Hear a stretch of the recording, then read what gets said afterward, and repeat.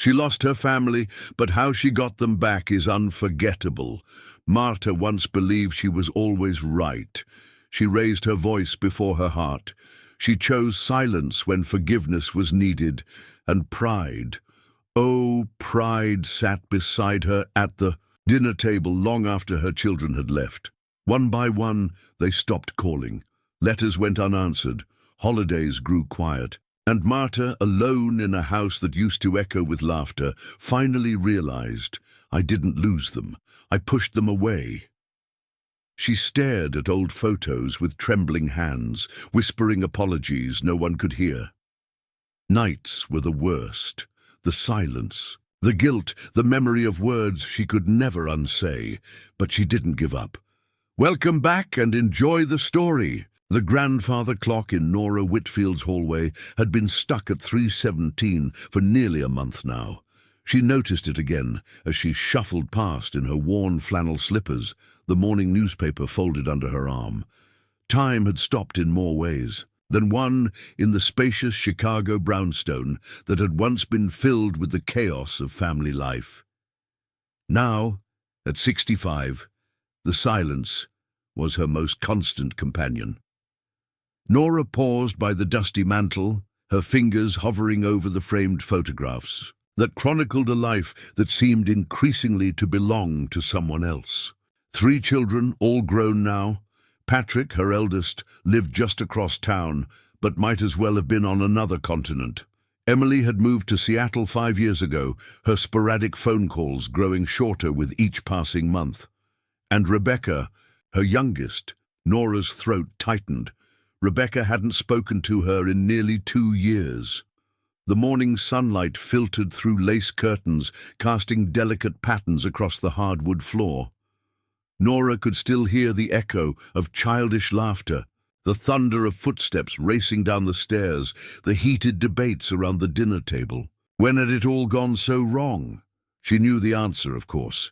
It lay in 1,000 tiny moments where she had chosen judgment over understanding, criticism over compassion, rigidity over flexibility. A mother knows best, she had insisted countless times, wielding her authority like a shield, never realizing it was becoming a wall. Nora settled into her armchair by the bay window, watching the neighborhood come alive. Mrs. Davidson walking her poodle, the Rodriguez children racing to catch, the school bus, young couples hurrying to their downtown jobs, lives in motion while hers remained painfully static. The letter that had arrived yesterday lay unopened on the coffee table, Rebecca's wedding invitation. The sight of it stirred a complex mixture of hope and dread in Nora's chest. She had been surprised to receive it at all, given the bitter words of their last conversation, accusations that still rang in her ears on sleepless nights. "You've never approved of a single choice I've made," Rebecca had shouted, tears streaking her flushed face.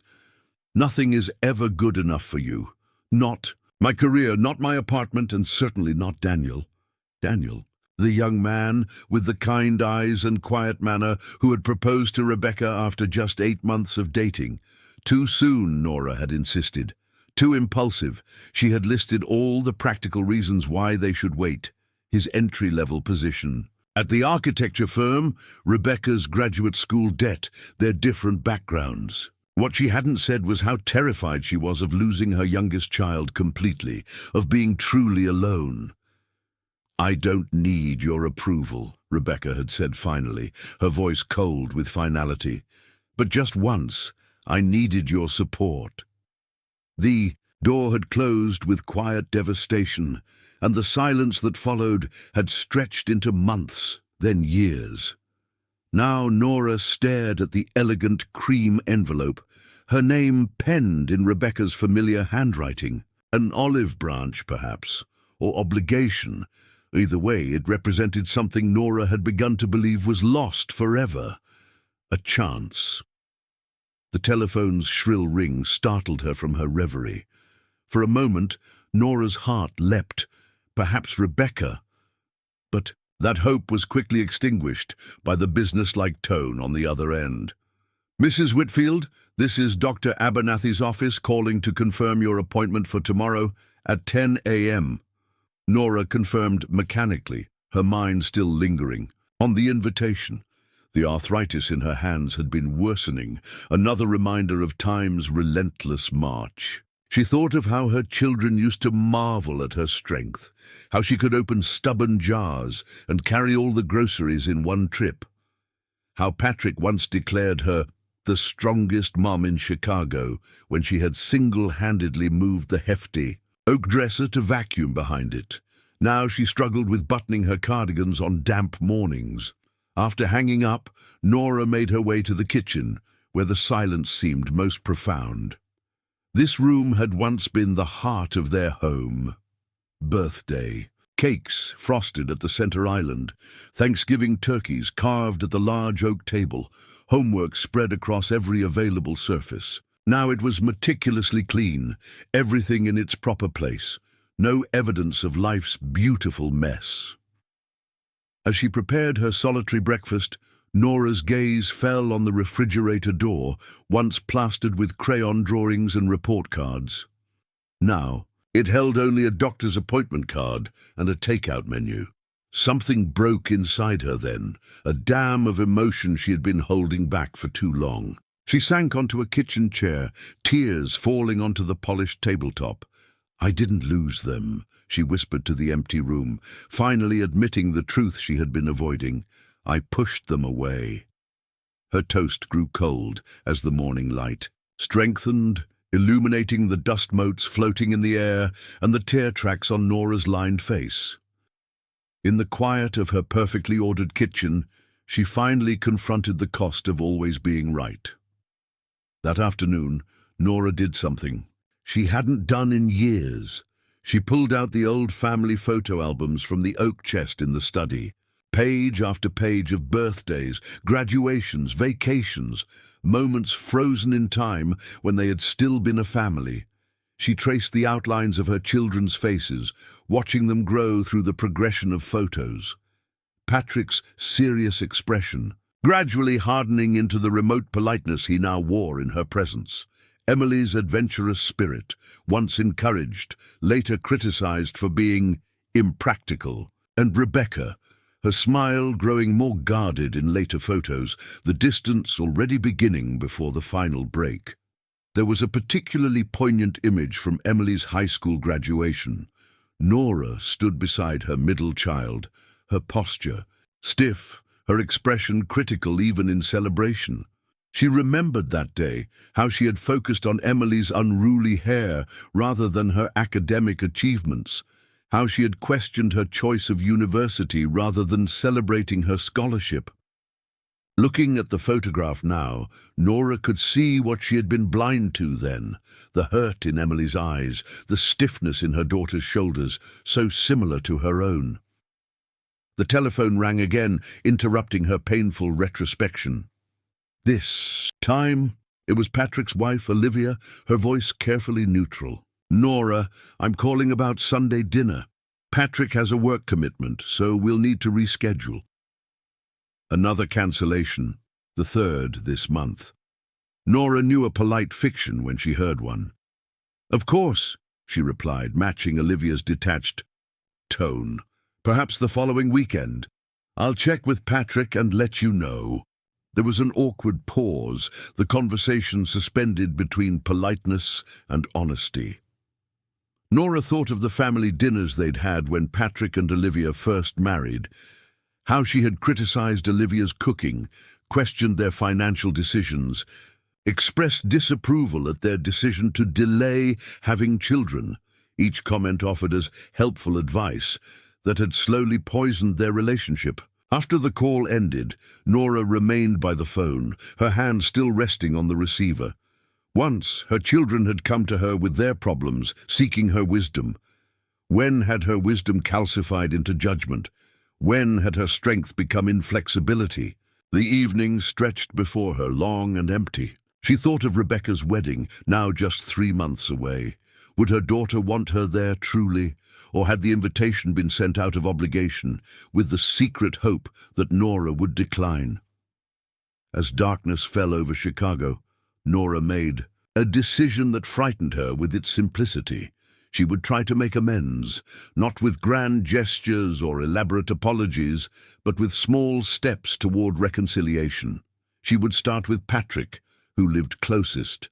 A peace offering, perhaps. But what? The answer came to her as she was preparing for bed. Patrick had always loved her homemade chicken soup, especially when he was working hard. It had been their special comfort ritual during his college exams, Nora arriving at his apartment with a thermos of hot soup, no questions asked, no advice given, just nourishment and quiet support. For the first time in many days, Nora fell asleep with a sense of purpose. The next morning, after her doctor's appointment, Nora stopped at the grocery store, selecting ingredients with care. At home, she spent the afternoon chopping vegetables and simmering broth, the familiar rhythms of cooking soothing her anxious thoughts. By early evening, the house was filled with the comforting aroma of homemade soup. She packaged it carefully, in the old thermos, adding a handwritten note that simply read, "Thinking of you, love, Mom." The drive to Patrick's downtown apartment took 30 minutes through the early evening traffic. Nora rehearsed what she might say if he answered the door. No criticisms, no questions about why he'd been avoiding her, just the soup and the unspoken message it carried. Patrick's building was a modern high-rise, with a doorman who eyed her skeptically until she explained she was Patrick Whitfield's mother. The elevator ride to the 12th floor gave her too much time to second-guess herself. Perhaps this was a mistake. Perhaps Patrick wouldn't welcome this intrusion into his carefully separated life. Standing before his door, soup in hand, Nora nearly lost her courage. But then she remembered Rebecca's wedding invitation, still unopened on her coffee table. If she couldn't take this small step, how could she ever hope to repair the deeper fractures in her family? She knocked, 3 soft raps that seemed to echo in the quiet hallway. No answer. She waited, then knocked again, slightly louder. The door swung open, revealing not Patrick but Olivia, dressed in business attire, clearly on her way out. Her expression of surprise quickly shifted to guarded politeness. "Nora, we weren't expecting you." "I know, and I apologize for dropping by unannounced," Nora said, struggling to keep her voice steady. "I just thought Patrick always used to like my soup when he was working hard, and you mentioned he had a work commitment." She held out the thermos, awkwardly. Olivia looked at it, then at Nora, her expression softening slightly at the older woman's evident discomfort. "That's thoughtful of you," she said finally. "Patrick's not home yet, but I can make sure he gets it." Nora handed over the thermos, feeling oddly deflated. "Thank you. Please tell him there's no need to return the thermos, and that I hope his work goes well." She turned to leave, but Olivia's voice stopped her. "Nora, would you like to come in and wait for him? He shouldn't be more than half an hour." The invitation, though hesitant, was more than Nora had dared hope for. "I wouldn't want to impose." "It's fine," Olivia said, holding the door wider. "I'm on my way to a charity board meeting, but you're welcome to make yourself comfortable." Stepping into Patrick and Olivia's apartment was like entering a foreign country. Though she'd been here before, Nora realized she had never really looked at their home, too busy noticing what she would have done differently, rather than appreciating the life they had built. Now she saw the beautiful blend of Patrick's minimalist taste and Olivia's love of color, the framed photographs from their travels, the well-stocked bookshelves, a home that reflected them both. "There's tea in the kitchen," Olivia said, gathering her purse and keys. "Make yourself at home." When the door closed behind her daughter-in-law, Nora stood uncertainly in the center of the living room. Then, instead of sitting, she made her way to the kitchen to heat water for tea. As she waited for the kettle to boil, she studied the photographs. On the refrigerator door, Patrick and Olivia hiking in what looked like Yellowstone, the two of them with friends at what must have been a New Year's party. Olivia's parents at what appeared to be an anniversary celebration. No pictures of Nora. The kettle whistled, and as Nora prepared her tea, she heard the front door open. Her heart hammered against her ribs as Patrick's familiar footsteps approached the kitchen. He stopped in the doorway, briefcase still in hand, his expression a mixture of surprise and wariness. "Mum?" "Olivia let me in before she left," Nora explained quickly. "I brought you some soup for your work commitment." Patrick set down his briefcase slowly. "That was unexpected." "I know I should have called first," Nora said, gripping her teacup tightly. "I just thought you always used to like the soup." Something flickered in Patrick's eyes, a memory perhaps of simpler times. He nodded. "I still do." They stood in awkward silence, the weight of unspoken words filling the space between them. Nora took a deep breath. "Patrick, I've been doing a lot of thinking lately about the kind of mother I've been, the kind of mother I still want to be." Her son's posture remained rigid, his expression guarded. "Mom, please let me say this," Nora interrupted, her voice trembling slightly. "I know I've been critical, judgmental. I always thought I was helping, offering guidance, but I see now that I was controlling, undermining your choices, instead of supporting them." Patrick's silence was deafening. Nora forged ahead, her carefully prepared speech deserting her, leaving only raw honesty. "I'm not asking for forgiveness yet. I haven't earned that, but I am asking for a chance to do better, to be better." The seconds stretched between them, taut with tension. Then Patrick moved toward the refrigerator, taking out the container of soup. "I'll heat this up," he said, his voice carefully neutral. "Would you like to stay and have some with me?" It wasn't forgiveness, it wasn't even acknowledgement of her apology, but it was an invitation to share a meal, and for now, that was enough. They ate together at the small kitchen table, their conversation tentative at first, focused on safe topics: the unseasonably mild Chicago spring, a new exhibit at the Art Institute, an interesting case Patrick was working on at his law firm. Gradually, the tension eased. Patrick even smiled once or twice, a sight that made Nora's heart ache with how much she had missed it. When it was time to leave, their goodbye was still awkward, but less strained than their greeting had been. "Thank you for the soup, Mom," Patrick said at the door. It was good to have it again." Nora nodded, not trusting herself to speak without crying. As she turned to go, Patrick added almost reluctantly, "We're having a small dinner party next weekend. Nothing fancy. Olivia suggested you might want to join us." The invitation hung in the air between them, fragile and precious. Nora accepted, with a simple, "I'd like that very much," afraid that saying more might somehow break the delicate moment. On the drive home, tears streamed down her face, not tears of grief or regret, but of cautious hope. One small step, one bowl of soup, one bridge beginning to be rebuilt. If you are enjoying the story, type 5 in the comments and subscribe for more videos like this. If not, type 0. It helps me create even better content for you. Continuing. The week that followed Nora's impromptu visit to Patrick's apartment was filled with a peculiar mixture of anxiety and hope.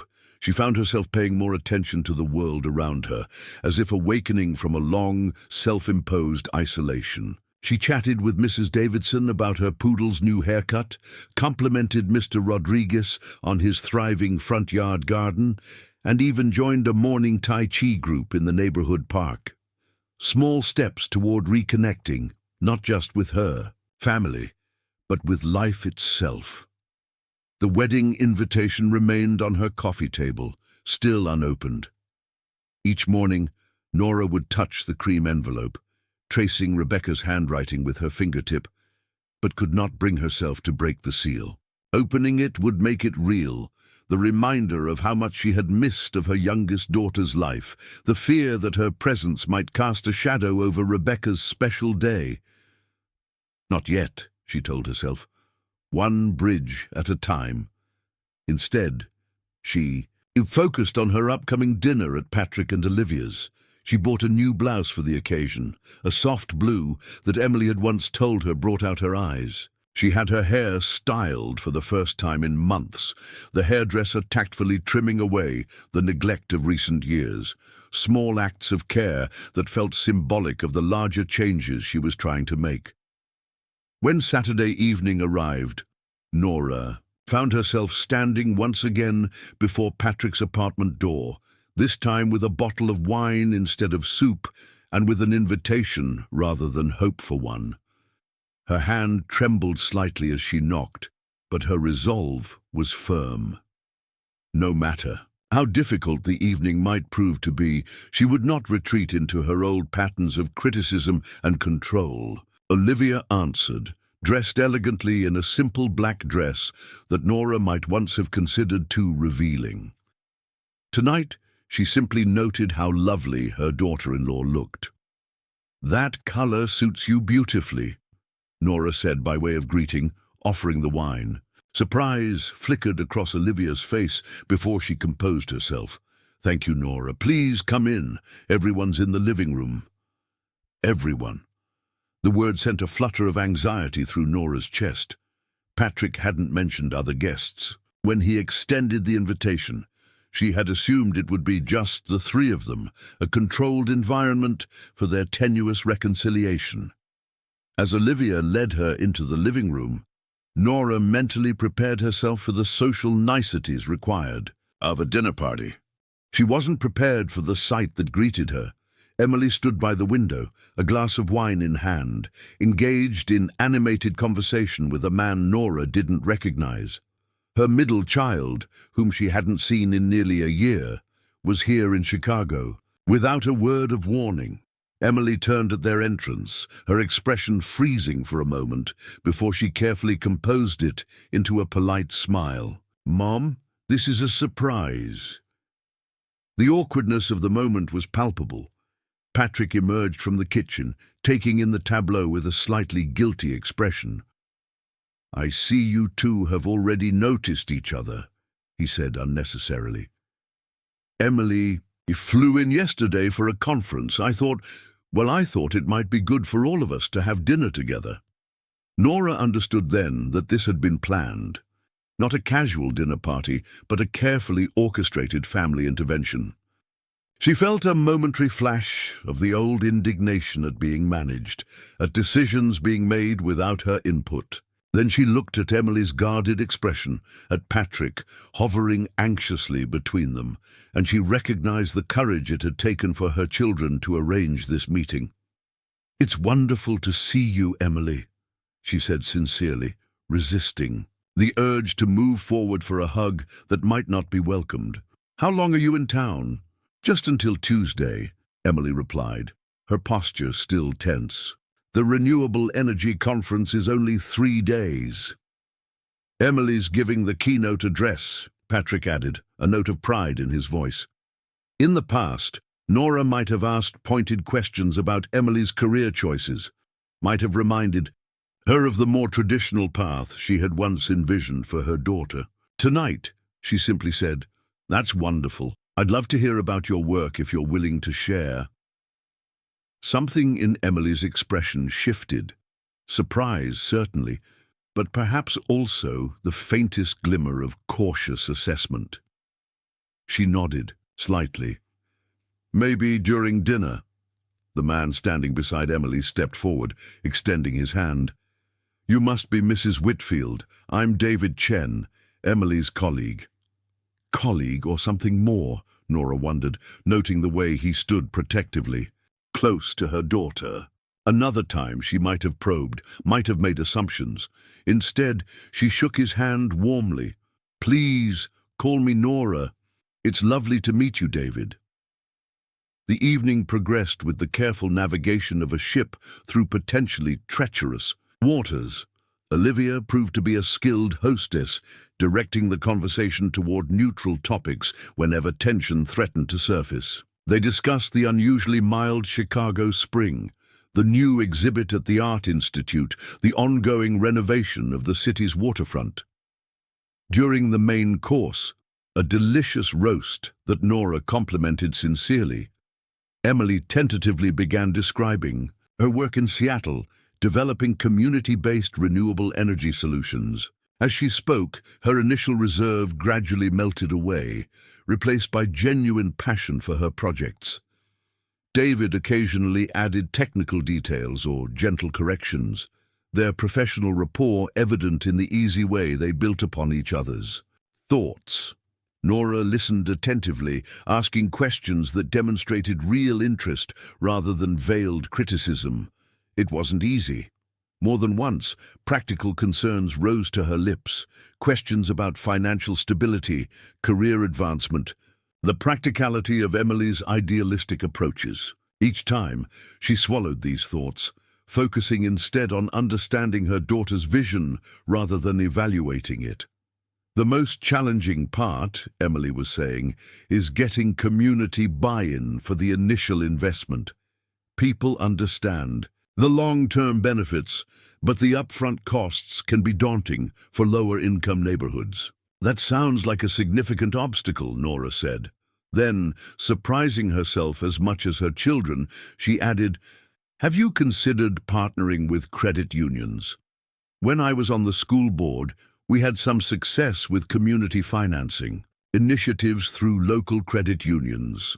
The table fell momentarily silent. It was perhaps the first suggestion Nora had made in years that wasn't a thinly veiled criticism. Emily looked at her mother with new eyes, as if seeing a person she hadn't quite noticed before.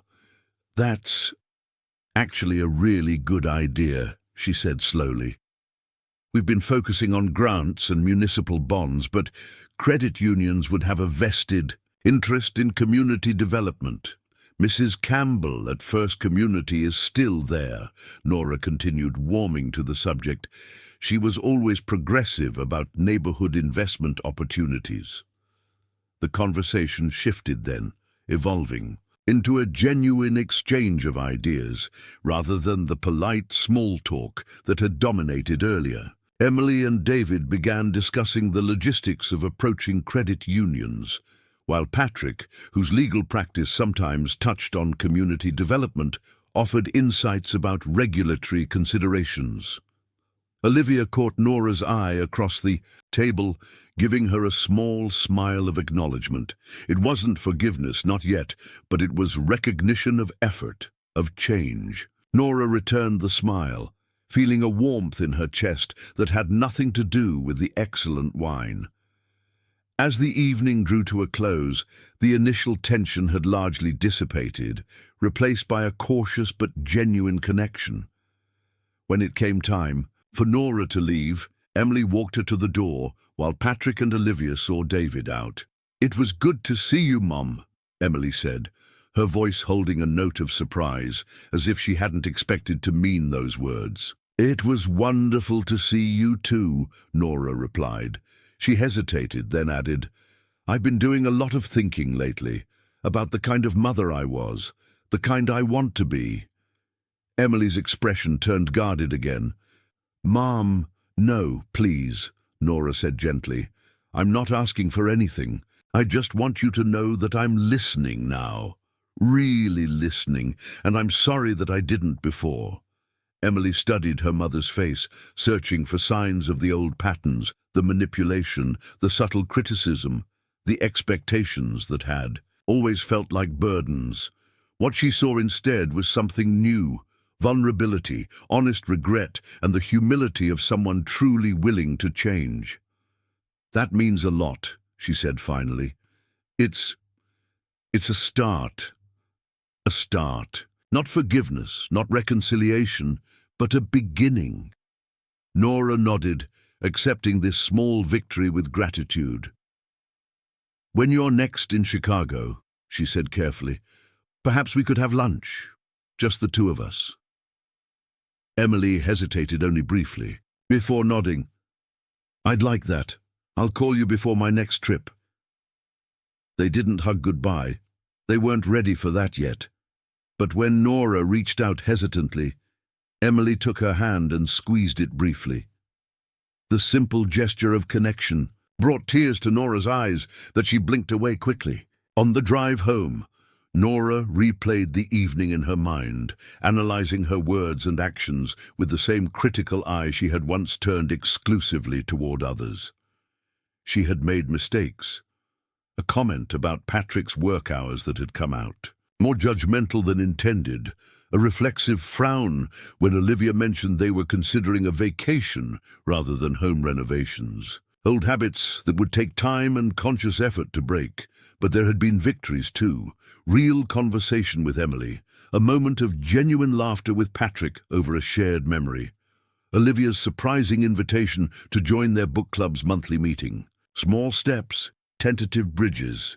When she arrived home, the house didn't seem quite as empty as before. Perhaps because now there was hope to fill some of the spaces where only regret had dwelled before.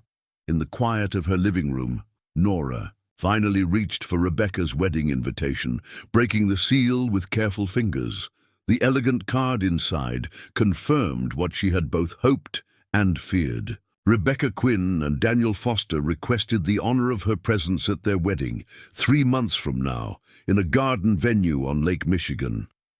A handwritten note had been added at the bottom in Rebecca's distinctive script. No pressure either. Away. If you're able to come, Daniel's parents will be at table 1 with you. No pressure. The words were kind but created a painful knot in Nora's throat. That her presence at her own daughter's wedding would be considered pressure rather than a given. This was the true measure of the distance between them. Nora set the invitation carefully on the mantel, next to the last family photograph taken, before everything fell apart. In it, Rebecca stood between her siblings, her smile bright and unguarded, her future still unmarked by the hurt her mother would cause.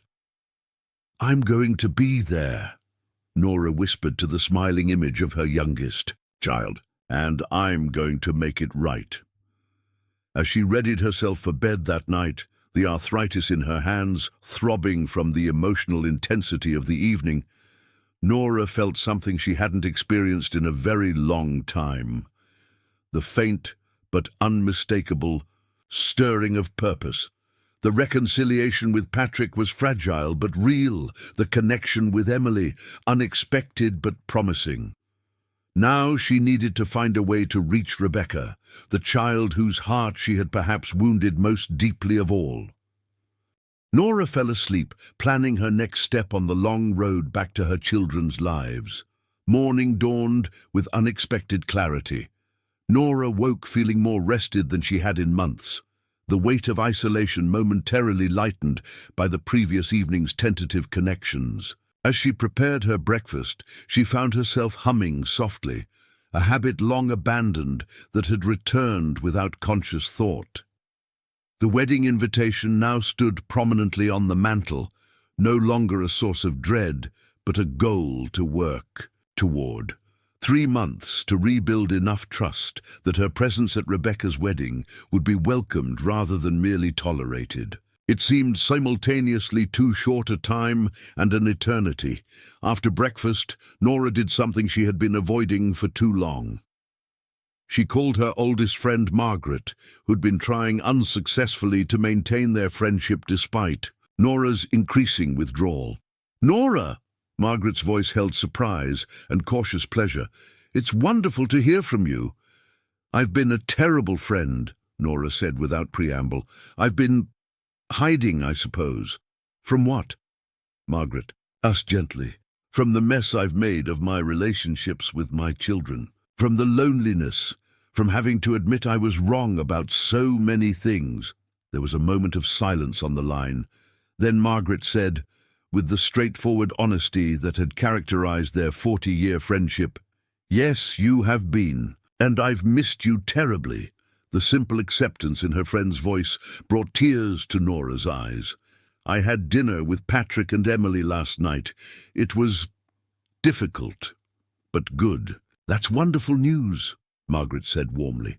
"Are you free for lunch today? You can tell me all about it." The spontaneous invitation would once have been declined with excuses about household tasks or doctor's appointments. Nora's practiced methods of maintaining her isolation. Today, she said simply, "I'd love that."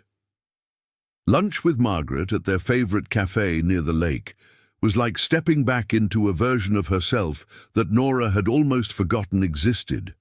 They had been friends since their children were in preschool together, through marriages and careers, joys and heartbreaks. Margaret had been there when Nora's husband died 12 years ago, organizing the funeral reception and staying afterward to wash every dish while Nora sat numbly with her grieving children.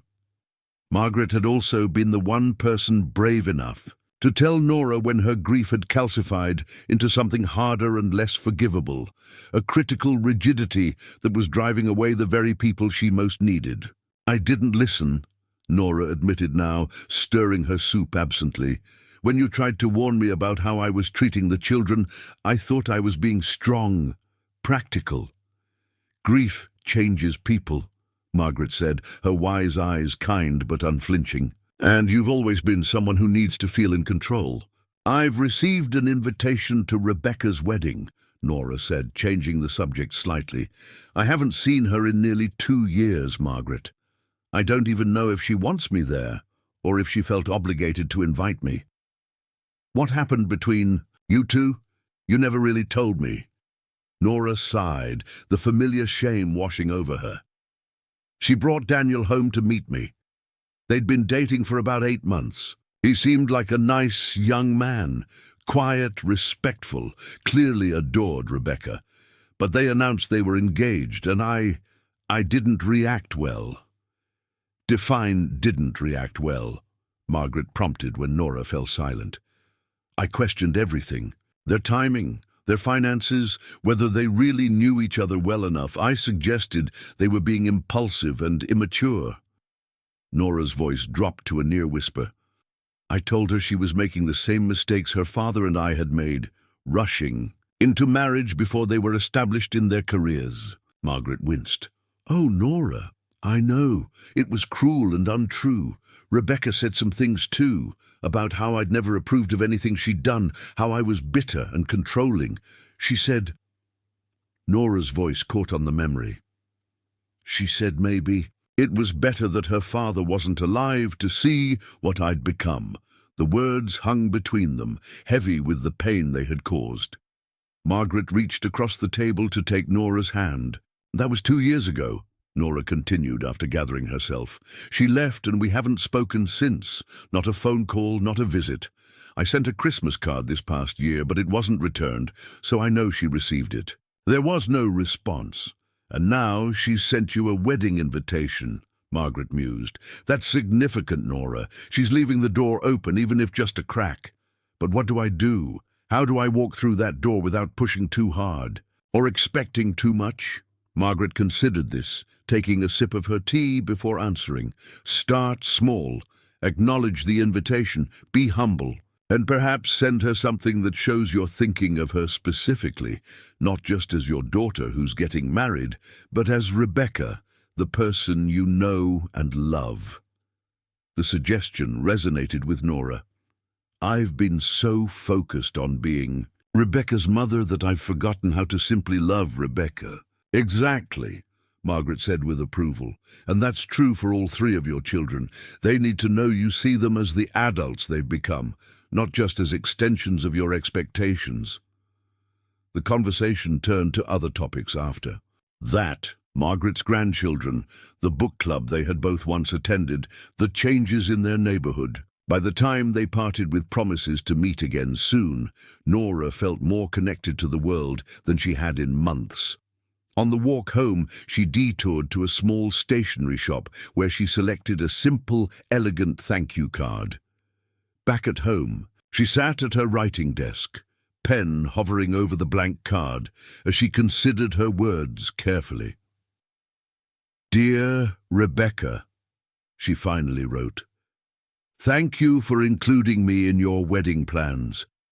I am honored by the invitation and will be there to celebrate with you and Daniel. I know our relationship has been difficult, and the responsibility for that is largely mine. I am working on becoming someone who deserves to be part of your special day, and, more importantly, part of your life. With love, Mom. She addressed the envelope with care, adding a small heart next to Rebecca's name, a detail from their happier days, when Nora used to leave notes in Rebecca's lunchbox, each one adorned with that small symbol of affection. After mailing the card, Nora stood for a moment outside the post office, feeling both vulnerable and strangely empowered. The words were sent. They could not be taken back. There was terror in that, but also relief. She had taken another step forward. That evening, as Nora was preparing a simple dinner for herself, the telephone rang. Her heart quickened. Could it be Rebecca responding to her note already? But that was impossible. The mail wouldn't arrive that quickly. It was Patrick on the phone, his voice carrying an unusual warmth. "Mom, I just wanted to say thank you for coming tonight. It meant a lot to Emily." Nora gripped the receiver tightly, emotion welling in her throat.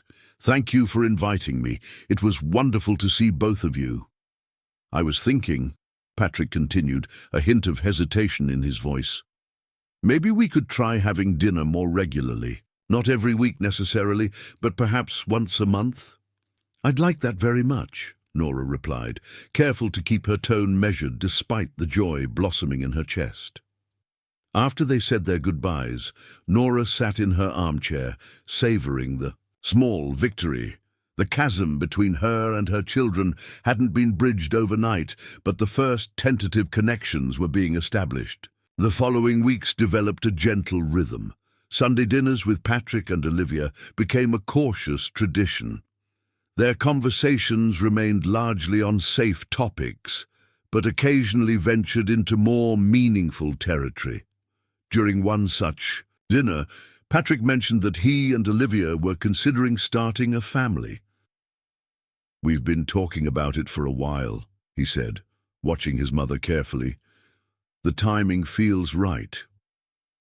In the past, Nora might have launched into a list of practical considerations, their careers, their apartment size, the financial implications. Tonight, she simply reached across the table and squeezed her son's hand. "You'll be wonderful parents," she said sincerely. "Both of you." The look of surprise and gratitude on Patrick's face told Nora more than words could have about how far she still had to go and how important each step forward truly was. Emily called twice from Seattle, brief conversations that gradually grew less stilted. She mentioned an upcoming project in Chicago that might bring her back to town for a longer visit. Nora offered her the guest room without expectations and was surprised when Emily tentatively accepted. "David might come too, if that's all right," Emily added, a note of uncertainty in her voice. We're more than colleagues now." "Of course he's welcome," Nora said, resisting the urge to ask probing questions. "I'd love to get to know him better." There was a pause on the line. "Mom, are you feeling okay?" Nora laughed softly. "I'm learning to listen more and judge less. It's not easy, but I'm trying." "Well," Emily said, a smile evident in her voice, "it suits you." Most precious of all was the brief note that arrived from Rebecca a week after Nora had sent her card. The elegant stationery held just a few lines. "Thank you for your note. I'm glad you'll be at the wedding. Perhaps we could talk before then. I'll be in Chicago next weekend for a final dress fitting. Rebecca." At the bottom of the page was a small heart, a mirror of the one Nora had drawn on the envelope, a symbol of connection not quite lost. Nora read the note a dozen times, tracing the familiar handwriting, heart pounding with both hope and anxiety. After careful consideration, she wrote back suggesting they meet for lunch at Rebecca's favorite childhood restaurant, a small Italian place near the lake where they had celebrated special occasions throughout her daughter's youth. The response came by phone. Rebecca's voice, tentative but real, agreeing to the meeting. "Saturday at noon," she confirmed. I'll see you then, Mom. Nora spent the days leading up to their lunch in a state of nervous anticipation. She rehearsed what she might say, prepared herself for Rebecca's potential anger or coldness, reminded herself repeatedly that this meeting was about Rebecca's needs, not her own desire for absolution. Saturday dawned unusually beautiful for early May, the sky a clear, deep blue that seemed to promise possibilities. Nora arrived at the restaurant 30 minutes early, requesting a quiet table by the window where they had often sat as a family. As she waited, memories flooded back. Rebecca's 10th birthday celebration, her high school graduation dinner, the last meal they had shared here before everything fell apart. Then Rebecca was there, standing hesitantly at the entrance. She looked different somehow, more confident, more self-possessed. Her hair was shorter than Nora remembered, her style more sophisticated, but her eyes were the same, thoughtful, expressive, currently filled with uncertainty. Nora stood, fighting the urge to rush forward. "Rebecca," she said simply, her voice steadier than she felt. "Mom." Rebecca approached the table slowly, accepting Nora's offer of the chair across from her. "You look well." "So do you," Nora replied, drinking in the sight of her youngest child. "Being engaged agrees with you." A small smile touched Rebecca's lips. "It does, actually. Daniel is—" She paused, as if unsure how much to share. "He's very good for me." "I'm glad," Nora said sincerely. "I owe him an apology as well." Rebecca's eyebrows rose slightly. "You've changed your mind about him?" "I've changed my mind about a lot of things," Nora admitted, "including my right to judge your choices."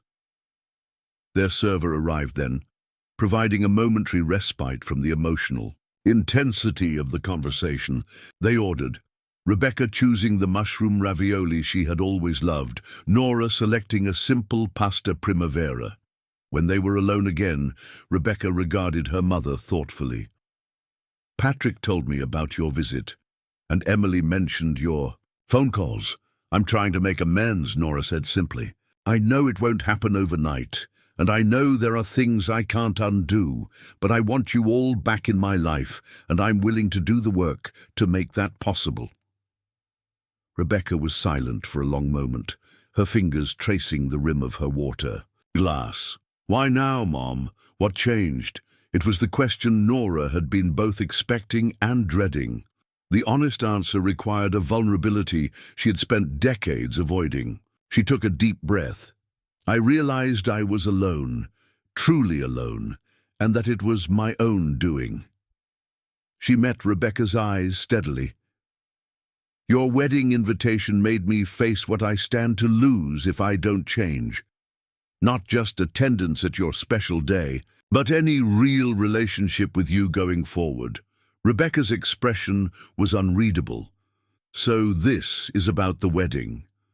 "No," Nora said firmly. "This is about the rest of our lives. The wedding just made me confront the reality I've been avoiding. That I've hurt all of you deeply, you perhaps most of all." Their food arrived, steaming and fragrant, but neither woman moved to eat.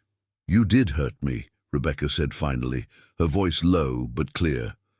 "What you said about Daniel, about our decision, it felt like you were dismissing everything that mattered. To me."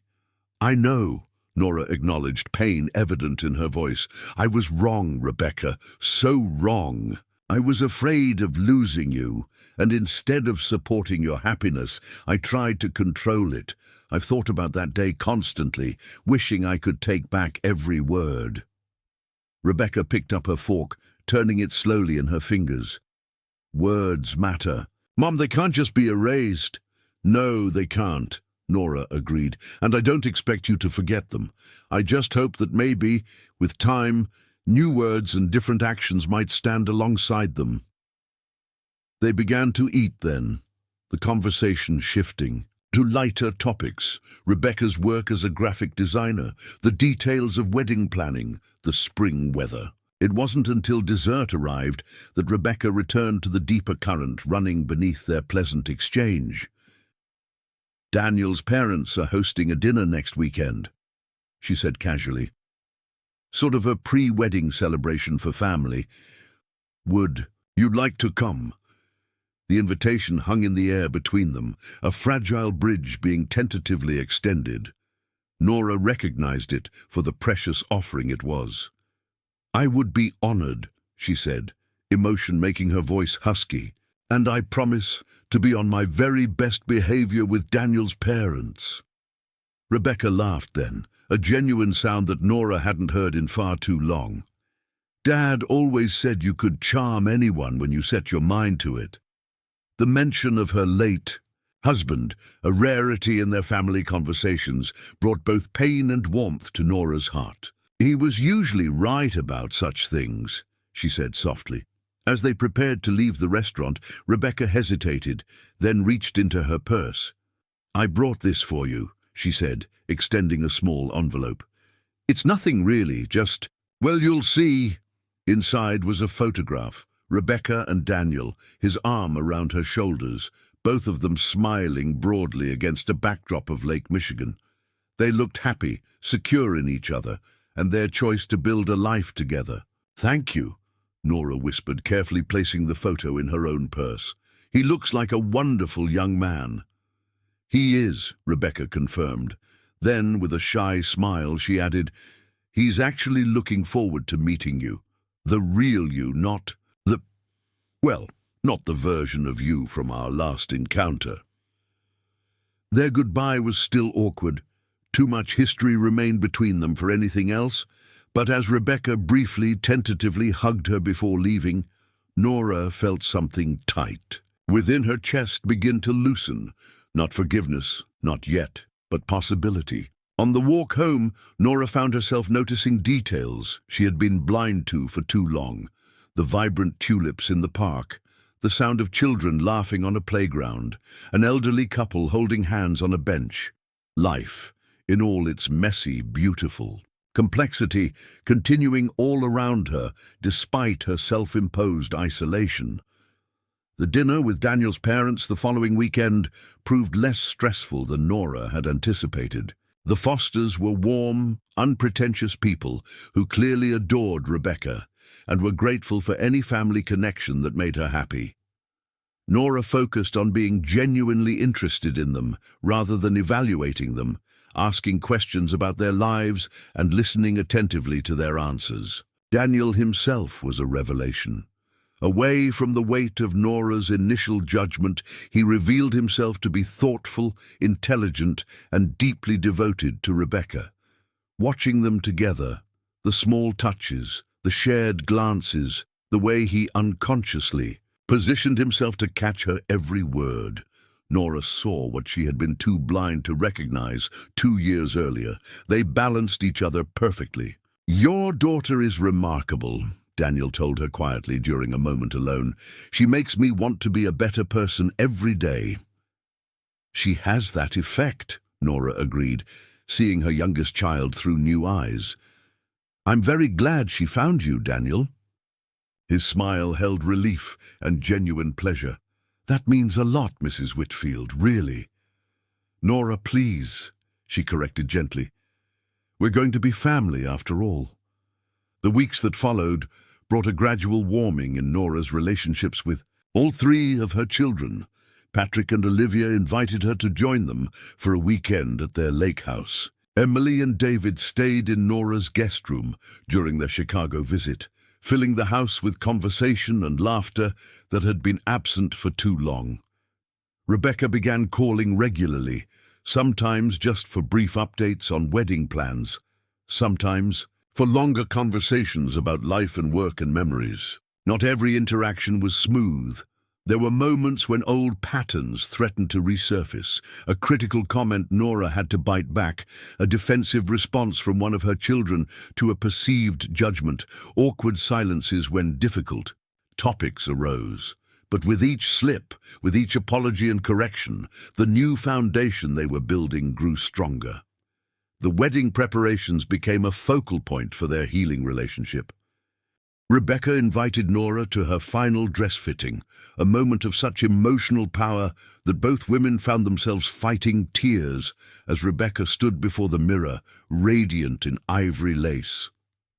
"You look beautiful," Nora whispered, meeting her daughters, eyes in the reflection. "Absolutely beautiful." Rebecca's smile held a touch of her old vulnerability. "Do you think Dad would have liked it?" "He would have been speechless," Nora assured her, her voice thick with emotion, "and so proud of the woman you've become."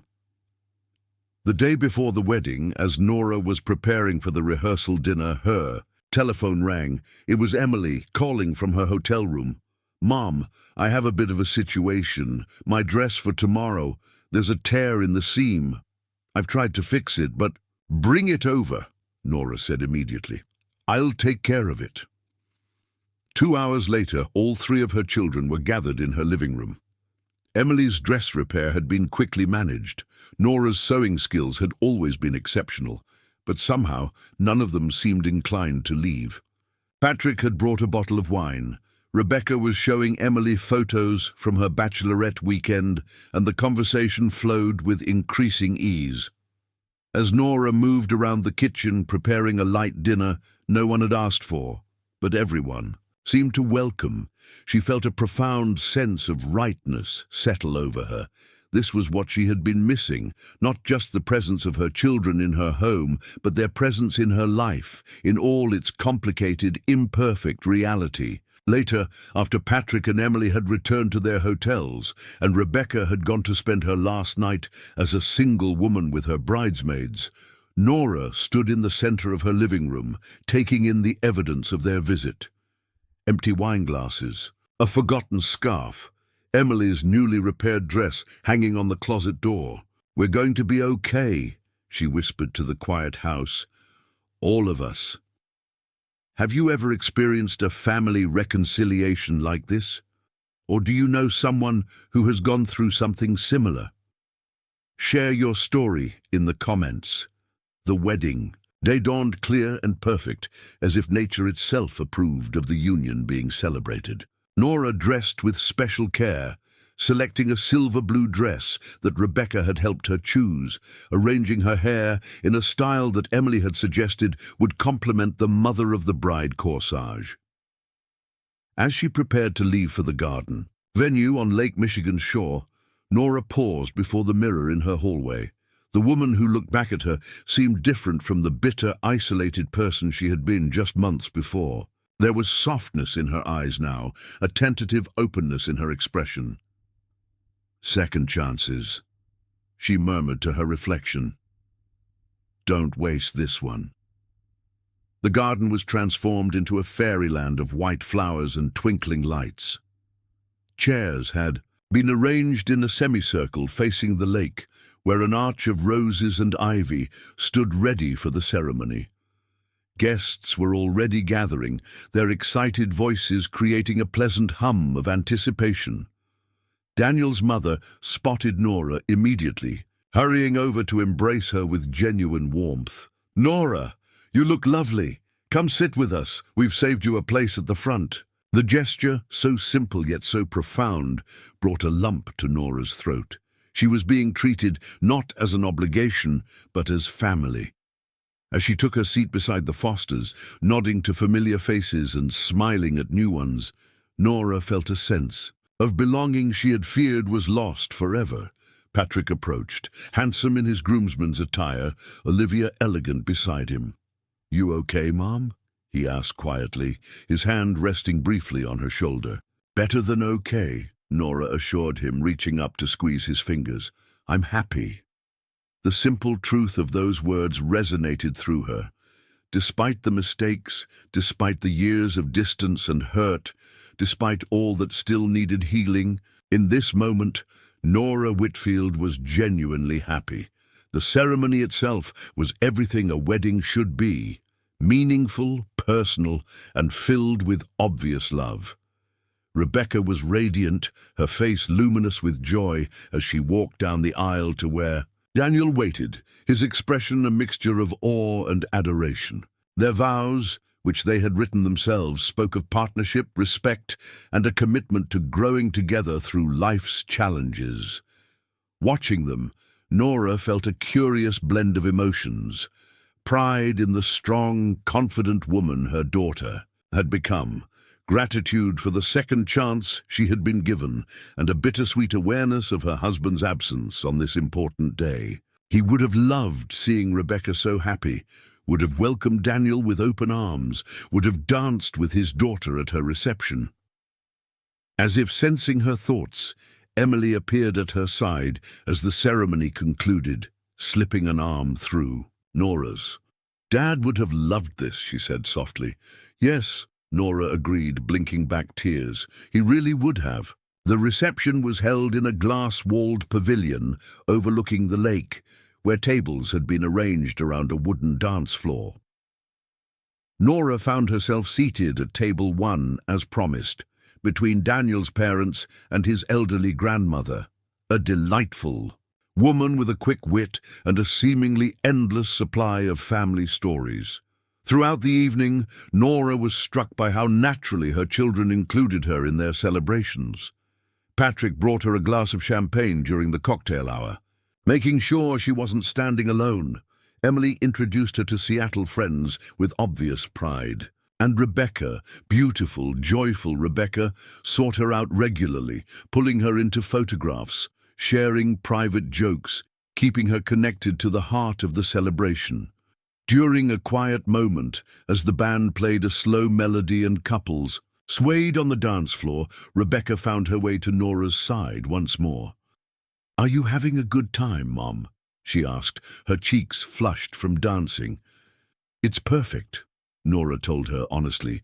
"You and Daniel have created something very special." Here. Rebecca nodded, her eyes following her new husband as he chatted with guests across the room. "He is special," she agreed. "You were right about one thing, though." Nora raised an eyebrow questioningly. "When you said we were rushing," Rebecca clarified. "Not that we shouldn't have gotten engaged when we did, but maybe we could have used a longer engagement to really get to know each other's families." She smiled, the expression softening her words. "Particularly a certain mother-in-law, who turned out to be worth knowing after all." The simple acknowledgement that Nora might have had a point, however poorly expressed, and that Rebecca valued their reconnection, felt like a precious gift. Before she could respond, Daniel appeared, extending his hand to Nora. "May I have this dance, Mom?" he asked, the familial term offered naturally, without calculation. As Daniel led her onto the dance floor, moving with the easy grace of a man comfortable in his own skin, Nora felt a surge of maternal affection for this young man who had chosen her daughter, and by extension her, as family. "Thank you for making Rebecca so happy," she told him as they danced. "And thank you for giving me another chance to be part of her life." Daniel's smile was warm and genuine. "Family is family," he said simply, "even when it's complicated." Later, as the reception was winding down and guests were beginning to depart, Nora found herself standing near the lake's edge, watching the moonlight create a silver path across the water. Patrick joined her, his tie loosened, a contented expression on his face. "Quite a day," he observed. "Quite a few months," Nora amended. "I wasn't sure any of you would ever speak to me again, let alone include me in something like this." Patrick was quiet for a moment, considering her words. "You know, after Dad died, you became someone different, harder, more critical. For a long time I was angry about that. We all were. But eventually I realized something." "What's that?" Nora asked, curious about this rare insight into her son's thoughts. "Grief changes people, and sometimes it takes another kind of loss to find your way back." He looked at her directly. "I'm glad you found your way back, Mom." Nora felt tears threaten again. "I'm still finding it," she admitted, "but I'm trying." That's all any of us can do, Patrick said, his voice gentle. Try our best and forgive each other when we fall short. As they stood together in comfortable silence, Emily and Rebecca joined them, forming a semicircle facing the moonlit lake. For a moment, the four of them simply existed together in the peaceful night, connected by blood and history and newfound understanding. Rebecca was the first to speak. Thank you all for being part of today.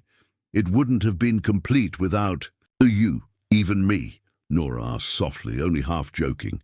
Especially you, Rebecca assured her, reaching for her hand. You're our mom. Those three simple words, a declaration of belonging, of connection that transcended their difficulties, filled Nora with profound gratitude. She squeezed Rebecca's fingers, then reached for Emily's hand with her free one. Patrick completed the circle, taking Emily's other hand and Rebecca's free one. Together they stood, mother and children, linked physically, as they were beginning to be emotionally once more. Not perfect, not unmarked by the past, but present for each other in a way Nora had feared was lost forever. The weeks and months that followed the wedding brought continued healing and growth. Sunday dinners with Patrick and Olivia became a cherished tradition rather than an obligation. Emily called more regularly, sharing details of her life in Seattle with increasing openness. Rebecca and Daniel visited often, sometimes staying at Nora's house rather than a hotel, filling the guest room with their laughter and plans. Small disagreements still occurred. Nora occasionally slipped into old patterns of judgment. Her children sometimes reacted with the defensive habits formed over years of difficult interactions.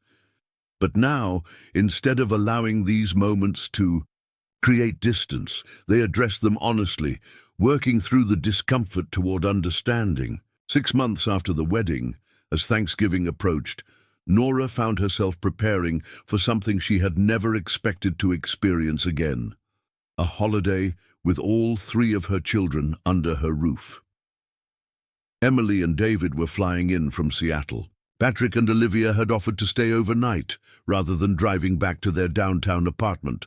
Rebecca and Daniel would be arriving the day before to help with preparations. As Nora shopped for ingredients and prepared guest rooms, she felt a quiet joy that had nothing to do with perfection and everything to do with connection.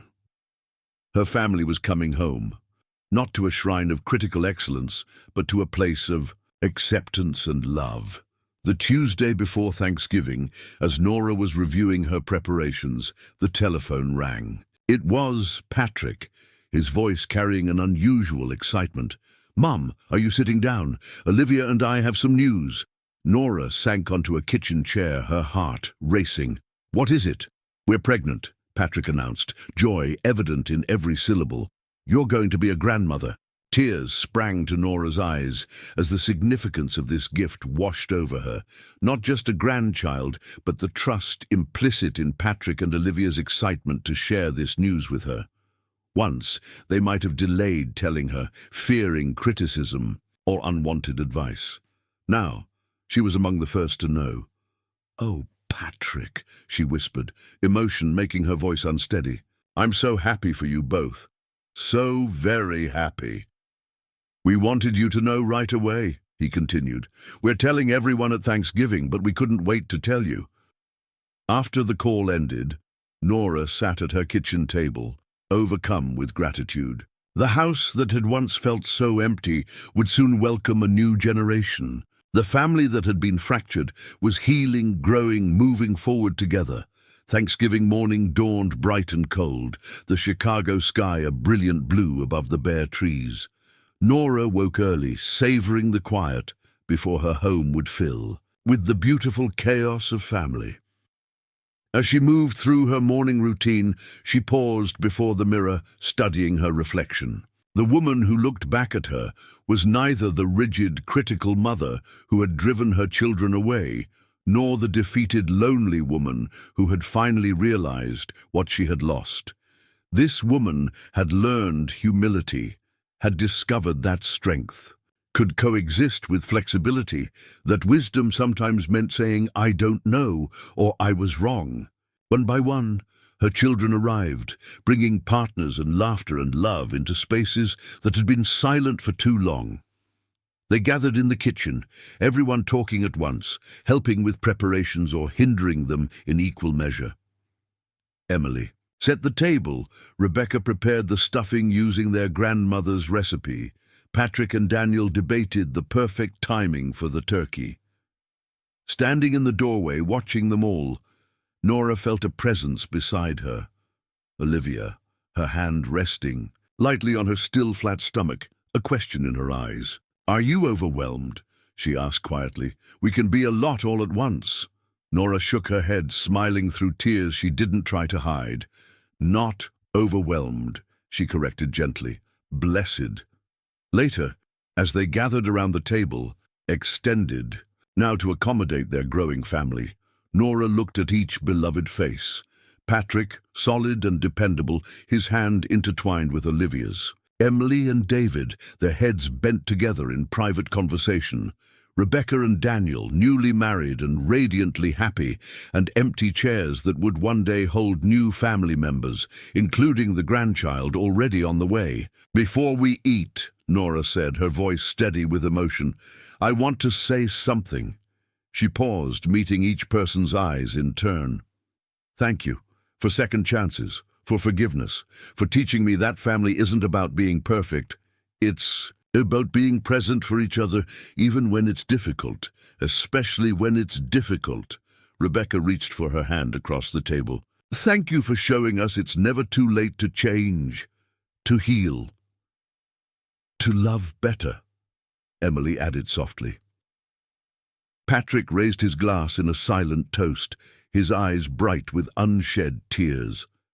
As they began passing dishes and filling plates, the conversation flowing easily around topics both profound and mundane, Nora felt her heart expand with a joy so complete it was almost painful. This was what she had been missing in her insistence on being right, in her inability to bend, the messy, imperfect, beautiful reality of family. It wasn't perfect. There were still moments of tension, old wounds that sometimes ached, habits of distance not yet fully overcome. But there was also laughter, forgiveness, and the profound gift of starting again. Later that evening, as the dishes were being cleared and the leftovers packed away, Nora's youngest grandson, Patrick and Olivia's child still unnamed and unborn, made his presence known in a different way. As family gathered in the living room for coffee and dessert, Patrick stood, his arm around Olivia's shoulders. "We have an announcement," he said, his smile wide. "We're expecting a baby in May." The room erupted in joy, Emily rushing to hug her brother, Rebecca embracing Olivia, Daniel and David offering congratulations. Amid the celebration, Patrick turned to Nora, his expression a question. "Are you happy?" Nora didn't need words to answer. Her face, transformed by genuine joy, told him everything he needed to know. That night, after everyone had retired to their rooms and the house had quieted, Nora stood in her kitchen, surveying the evidence of the day's gathering. Unwashed, serving dishes still soaked in the sink, a forgotten scarf draped over a chair. The refrigerator humming quietly, now full of leftovers packed in mismatched containers. Her home felt different now, lived in, loved in, just as she herself felt different. The woman who had once believed she was always right had discovered something far more valuable, the courage to be wrong, to apologize, to change. One by one they had stopped calling. Letters had gone unanswered. Holidays had grown quiet. And Nora, alone in a house that used to echo with laughter, had finally realized, I didn't lose them. I pushed them away. But she hadn't given up. She had started small, a birthday card, a visit with soup in hand, tears that couldn't be hidden, and 4 words that had taken all her strength to say, I was so wrong. Some doors had stayed closed for a while, but others had creaked open, one hug, then another, until one day her daughter had rested her head on Nora's shoulder again. Then had come the moment. Her grandson, still growing safely beneath Olivia's heart, already deeply loved, would one day run into her arms and call her grandma. Nora didn't cry because she was forgiven. She cried because love had come back. And this time she held it with both hands. Congratulations, type 9 in the comments so that I know you stayed until the end with me. Thank you for watching, and until tomorrow's story on this same channel.